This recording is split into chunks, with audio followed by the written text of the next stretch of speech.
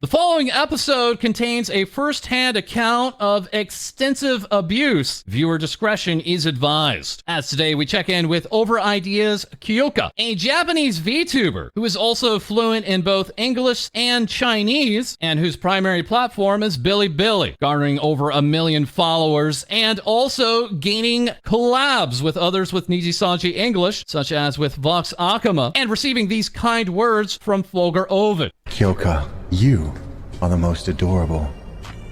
Wink. You are the most adorable. Wink. Wink.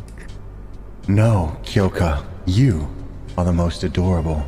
Once again, a major warning to our viewers, as the following story contains numerous accounts of violence, manipulation, self-harm, and more. This particular story came to our attention from an anonymous English VTuber, as Kyouka has been attempting to make major inroads into the English VTuber scene. But now followers are tweeting out, anyone who is still following Kyouka from FalseEyeD, run, he doesn't deserve it, with many users especially going on to warn those in Nijisanji English. That due to fellow VTuber of Kyouka's Bing Tang now going on record with a 1 hour and 20-minute video entitled 3 Years of My Life with a Scumbag, saying that Kyouka has been concealing his relationship with her and also forcing violence on her, condoning fans' violence online, slandering other male VTubers behind their back, calling fans his ATMs, with one of his actions even causing a fan to try to commit suicide, fortunately being unsuccessful because of police intervention, with Bing Tang going on to say, I am now standing up to talk about this in the hope that no one else will become a victim again. Bing Tang would begin by clarifying when they started out, she had 400,000 followers and he had 250,000 followers, and that the both of them were considered funny VTubers, with neither of them having either a girlfriend or boyfriend experience audience yet. And then the two of them grew much closer, as she would say that one day in early 2021, I was on a bedtime phone call with you as usual, and then you suddenly said, quote, my balls are huge, do you want to see it? Then sending a selfie of you in your underwear. Because you are a foreigner, I thought at the time, are you sending me this kind of photo because foreigners are more enthusiastic and unrestrained? Is this a cultural difference? So although I was a little confused, I continued to chat with you. After that, we talked in depth about our past love experiences and some intimate content about sex. As our relationship grew, you then asked, do you like me? And I replied, yes, yes. As we were both considered funny VTubers at the time, I didn't want to hide this relationship, even going on to sing a confession song with you on stream. These memories were sweet to me at the time, your polite words and deeds to me in private like a gentleman, and your eloquent tongue that should capture the hearts of girls made me think that I had met a soul mate. When you first started, your Chinese was not very good, and you didn't have any contacts with any Chinese streamers, so I began to take care of that for you, allowing you to use my mobile number to set up accounts, letting me introduce you with all kinds of contacts in the Chinese video making circles, and then for me to translate many work-related articles for you. I then found many artists and modelers, even including your 2.0 Live 2D modeler, and going on to even allow you to borrow money from me when you were playing gacha on stream, money that was never returned to me. If you couldn't think up content, you would ask me what to do. If you couldn't think up a title of a video, you would ask me what to do. If you didn't know what to do with your business, you asked me what to do. You then grew from 300,000 fans to 600,000 fans as I paved the way for you. At the time, I was carried away by love, as you would use me as a free agent. And then you came to me with this idea, where you and I would have new looks and look like classmates with one another, saying in a sweet tone, this is a plan created for just the two of us, like an independent little story. After that, we created a lot of settings, stories, and went on with the project. But when you went on to publish about this project and try to find funding, you withheld my name, using only your own. I didn't think too much about it at the time. I just thought the project was just the two of us anyways, and it doesn't matter whose name is written on it. After your new image was created, you attracted many female fans, and the income from the streams increased a lot. After cultivating girlfriend fans friends, I opened up your stream one night to find that you used some of our usual iPhone sex plays to then adapt it for your girlfriend fans. I felt so sick about it that I questioned you, asking that you also make an official announcement about us to stop deceiving the fans. You answered back righteously, saying that if you are a public figure, you need to be more mature about this. You can't hinder my work just because you don't like it. My job is to be an idol, and an idol is to create a beautiful dream for the audience. At that time, although I was just a comedy streamer and not yet idolized, I couldn't bear to hide my love with you, and I really hoped that you would openly admit your relationship to the public. Then later in November of 2021, you held a stream in which I thought you would admit our relationship. Instead, you did quite the opposite, saying with a righteous and dignified attitude that you are single, and reprimanding your girlfriend fans for being too sensitive and not trusting you. And yet, while you said that you were single on the stream, after you would say, "I love you, my wife." I felt angry, but also like I had done something wrong, and it was right that I would be scolded. Later, when your popularity declined, you would angrily say to me, "It's all your fault." But then when you wanted iPhone sex, you would immediately call me your wife in heat. This kind of behavior I called giving me the whip and also candy over and over again, making me gradually lose my basic ability to judge. Deep down, I still felt something was wrong and turned to a friend, who then said lightly to me, "Kyouka is such a person. He will sacrifice others for his own interests. Do not be deceived by him, or you will become his next victim." As then I found out that you had actually broken up with that friend before. And then when you found out I had talked with this friend, you then got very angry with me, telling me never to talk to them ever again. When I asked, "Why are you fighting with them?" you suddenly started to cry, saying to me, "I clearly love you so much, but why are you talking to my enemy? Do you really love me, or do you really only love yourself?" is what you said to me. Afterwards, you were cut off from some of your girlfriend fans, this causing you to be in a very bad mood every day, and whenever you had complaints, you would rush to me, treating me like a trash can to vent your emotions. When you saw other male VTubers more popular than you would be jealous, scolding them behind their back. And then as your popularity continued to decline, your attitude towards me changed from giving a whip to a candy to then suppressing and with cold violence. All while you would also then approach other female streamers, seeing if they were in a bad mood in the middle of the night and then asking them, "Are you all right? Do you want to chat with them?" These girls becoming very fond of you then, communicating with you very deeply, very privately, sometimes in voice calls, sometimes by sending photos to you, and even revealing personal information to you. At the end of the day, you saved all these screenshots of those chat records and spread them everywhere, sending them to me, and then being very happy when I felt jealousy. These chat records included home addresses, schools, workplaces, emotional experiences, company secrets of the female VTubers I am familiar with, and also female streamers sending you cosplay photos, even though you said this was just chatting between friends. And then after getting these records from them, you would say this behind their back, quote, "I have seen this person. Her breasts are very small. This woman's education is not very good. Why is she always so confident? This woman is stupid and gets angry too easily. And also, oh, this woman spoke ill behind your back." Finally, on January 3rd of 2022, I hit 1 million followers. And on this night, Kyouka wanted to call me, calling me dear, honey, wife, as if nothing had happened. Going on to even to say to me, "I am your dog master. Mommy, I can't live without you." At this time, when I had 1 million fans, you had 600,000 fans, wherein you then proposed a new group, wanting to cooperate directly with me again. In those days, you pestered me on the phone every day until the morning with iPhone sex. Even though I was already very sleepy, you still dumped everything on me. At that time, because of my popularity, I had gained boyfriend fans. At this time, you saw this and were very jealous, but then said odd things, like that you had a fetish for NTR, and that you now love to see me surrounded by boyfriend fans. And then at the beginning of 2022, the male VTubers of Nijisanji English began to become very popular with the female audience. You began to covet their popularity and then made plans to absorb their popularity, introducing to me an entire plan. Firstly, to start mentioning Nijisanji EN in your live broadcasts intentionally or unintentionally, even going on to watch their streams on your stream, which would then lead to fans making clips of you watching their streams, spreading it to various video sites. This would then get their talents of Nijisanji English interested in you. And then as part of your plan, after attracting a number of their fans, you would slowly reduce the number of times you would talk about Nijisanji EN, even going on to say, "Oh, don't mention irrelevant innocent people trying to make their fans exclusively your fans, and then going on to repeat these steps over and over again. Later into the year, you changed from calling me every day to only calling on Saturdays and Sundays. I felt that my emotional needs were not being taken seriously, but when I complained to you, you would say that I was emotionally unstable, that I was frightening you. Gradually, I became more afraid of disobeying you, and I also felt as if I was really doing something wrong this entire time. And then you turned to prostitution, telling me about your time with a prostitute, making me sick and nauseous, telling me what positions you took, where you kissed, how long it lasted, the size of the girl, sending me photos of the girl that you ordered. I took those photos, searched the internet, and found, yes, those were indeed quote-unquote custom girls who looked the same. A man who said he loved me every day went to prostitutes. From that day on, I had a complete mental breakdown. I could no longer organize speech. I couldn't control my emotions. Throughout May of 2022, I would cancel my streams. Then after this, when your popularity gained leading up to your birthday, people would see me associated to you, especially some of your extreme girlfriend fans, going on to attack me, saying that I was stealing your project, saying vicious things about my family, and yes, sending me death threats. I sent him a long post asking him to manage his fans, leading him not to be happy with me, and then going on to delete all contacts with me. I cried, I apologized over and over again, hoping that we could be added back and reunited. A few hours before your birthday party, you added me back with a softer tone and with some signs of reconciliation. At the birthday party, I was one of the guests invited, and at this party, I said during the stream, "What kind of birthday present can I send you?" You then responded saying you need to send me $100,000, which by the way is nearly $14,000 USD. And after I obliged, everyone then began to scold me so badly, saying that I ruined his birthday party. Personal attacks and insults intensified, even then including you, with you going on to say about your extreme girlfriend fans, they're obviously just ATMs, very disobedient, and have caused a lot of trouble for themselves. Then saying to me, we are not in the same class of fans, and so you don't have the same knowledge of fans. In the end, he came up with a plan to sweet talk his girlfriend fans, make them happy, and end this feud as soon as possible. He would then go on to refund this money to me, but whenever I expressed dissatisfaction with his handling, he'd just say back, I paid you back the money, what are you still struggling with? Do you know how much I sacrifice to protect you? As the attacks on me began to intensify even more, my own fans and ordinary viewers had finally noticed, but had simply thought it was merely a money matter among old friends, and not very serious. At this time, Kyouka would also change his agent, and this is when fans began to argue with one another to such extremes that yes, one fan did attempt to commit suicide. Fortunately, other fans had called the police in time, and she was rescued, unfortunately still creating very deep psychological wounds. At the end of July, I was in anger and wanted to expose it all. And then Kyouka, noticing my strangeness, called me on the phone, then flatly denying he had ever visited a prostitute, saying that he had made it up just to piss me off, and then saying he would come to China to see me in October. In August, my mind and body completely collapsed as I lay in bed all day long without the strength to move. Then in September, I packed up my mood and planned to travel and relax, trying to heal myself, traveling all over the country, to the mountains, to the seaside, to the busy cities and silent grasslands. It was then that I understood people still need to live for themselves. Only then can you save yourself, and only then can you tell everyone the truth. Kyouka is a foreigner. He is earning money from Chinese people. He cannot sing, he cannot dance. His Chinese is not very good. He considers VTubing a very easy money-making side hustle. Likewise, I feel sorry for his fans who like such a scumbag. They are all victims of being deceived, just like me. Moreover, he seems to suffer from hysteria, thinking that others are going to harm him all day long, including other male VTubers, saying that he's only studying finances to learn how to deceive people. And the more you can deceive people, the more money you can make. At this point, Bing Tang would end her video saying, "These 3 years of my early 20s, the best 3 years of my youth, were given to a scumbag. It was pathetic." Saying to him, "I am not ashamed of loving or falling in love with you. I'm only sorry to be deceived by you." Lastly saying to Kyouka, a Japanese VTuber, "Why did you write, 'I am proud to be Chinese'? Why the mystery of your nationality and position?" This scandal naturally has rocked the Eastern VTuber scene, as Kyouka's apology stream on Bilibili exceeded over 35,000 viewers. And during this stream, numerous donations were made to him, but the words within these donations were very hostile. Yes, it turns out the Eastern and Western VTuber scenes are more alike, even when it includes weaponized donations. Others directly mentioned in the screenshots provided within the document of the video included also Aza of Virtual Real, a very popular individual of Nijisanji's Chinese arm, as well as Roya, who is actually set to graduate soon, as other fans have taken to making videos like this one, with Bang Tang giving him the business. And that is all for this episode. Thank you again to our wonderful audience, our wonderful mods, and others helping us deliver this story, as we'll have more Things VTubers Say for you soon.